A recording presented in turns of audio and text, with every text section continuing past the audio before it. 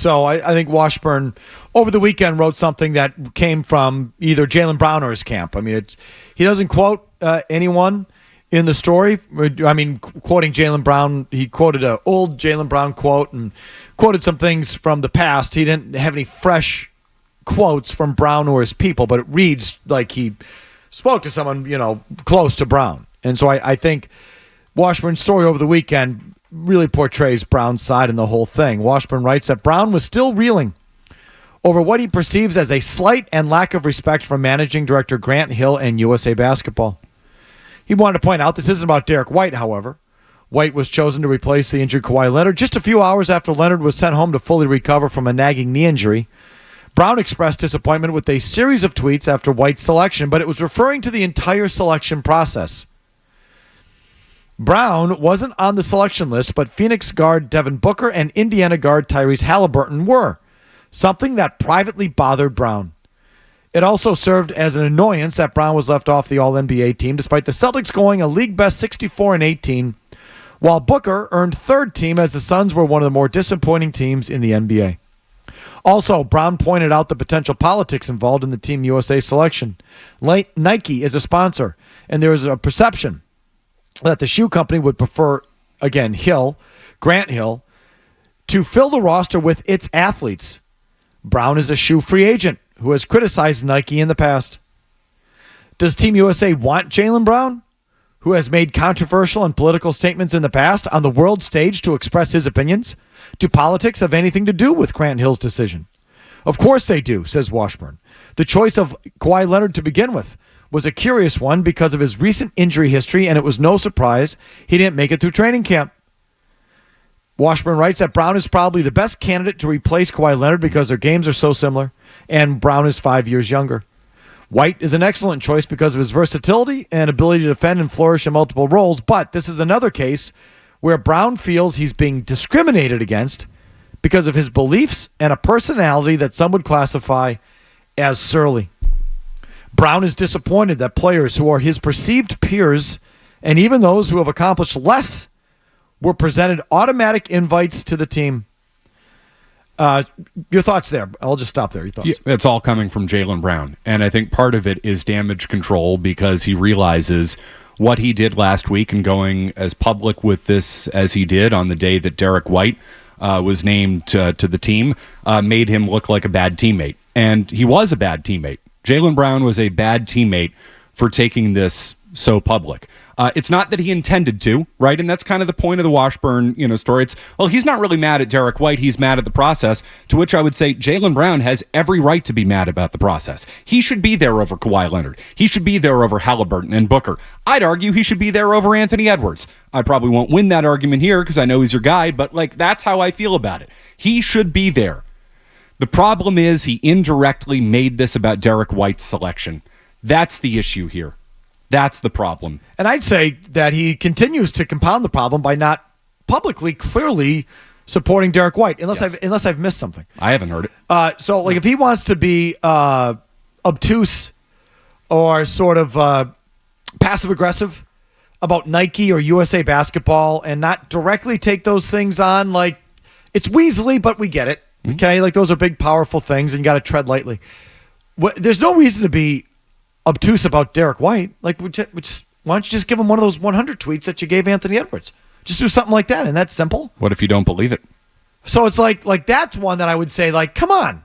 All it takes is a couple taps on your phone, and you get everyone to believe, you offer support to your teammate, and you end this. You don't have to talk off the record to Gary Washburn to get Gary Washburn to write this isn't about Derek White. You can say that part. I don't expect you to come out and, openly blast Nike. I mean, I'd like you to. I think it'd show some strength if you did, but I understand why not. I don't understand why not just clarifying the Derek White part of it in your own words. Why not do that? Well, maybe he doesn't believe it. And the longer it goes on, do you think Meaning he doesn't believe what? He doesn't believe that Derek White should be there, and he thinks there's such a significant difference between him and Derek White that he can't get beyond that he can't be a good teammate. Is Derek White a Nike guy? I'd have to look. Do we know, Jimmy? Can you give me a quick look? He definitely wears Nike shoes. So then he's a Nike guy, right? Well, I mean, I guess that's not the case. Well, Jaylen wears Nike shoes. He just, blurs out the Nike swoosh. Okay, but either way, So, like, I mean, if Brown wants to clear up that, he can clear up that part on his own. The other stuff, I understand. But so maybe he's continuing to be a bad teammate to Derek White. Washburn writes, the fact that Steph Curry, Kevin Durant, LeBron James, and Joel Embiid all decided to play made Grant Hill's job even more difficult. Jason Tatum was a cinch because he was the second best player to Durant at the Tokyo Games. Jrue Holiday is an Olympic favorite because of his ability to defend and play multiple positions. Bam Adebayo and Anthony Davis are needed for their size. That leaves Booker, Halliburton, Anthony Edwards, and Kawhi Leonard as the remaining players chosen over Brown. And Jaylen Brown understandably has a problem with being fifth or even sixth on that list. Washburn writes it's okay to say White is a quality choice for Team USA, while also saying Brown was unfairly slighted because of reasons that may never be truly revealed. But it's definitely more than basketball. So that we all agree with. It's definitely more than basketball. No. I mean, just like from 10,000 feet, it's obvious to everyone Jaylen Brown's next or should be next. He's the next guy up. And he wasn't. And that smells bad. And I would agree with him, that like all those other guys, you're going to put Curry, Durant, you're going to put James, you're going to put Joel Embiid. You'll give a nod to obviously Tatum too. Jrue Holiday, fine as a role guy. Yep. All right, you need size, so it's got to come from somewhere. Bam Adebayo, Anthony Davis, we'll give you those. But now there's a couple spots left for Booker, Halliburton, Anthony Edwards, Kawhi Leonard, and Jaylen Brown. If you want to, say Anthony Edwards is over him, I'll give you that too. Kawhi Leonard, you defer to him because he's a long-tenured, NBA player. I don't know what his history is in USA basketball. I don't think it's a lot, but fine. You play favorites there. Booker, Halliburton, Jaylen Brown. You can just go like, you got to pick 2 out of 3 on that list. For size alone, I would want Jaylen Brown over those guys. Yeah, defending. I mean, I think the Pacers were better without Halliburton in that Eastern Conference I was going Finals. to say head-to-head, Brown smoked Halliburton in the playoffs. Right. And it's one thing, too, to say, oh, well, when they made these roster decisions, Jaylen Brown hadn't taken the leap. And, yeah, I mean, some of that is true.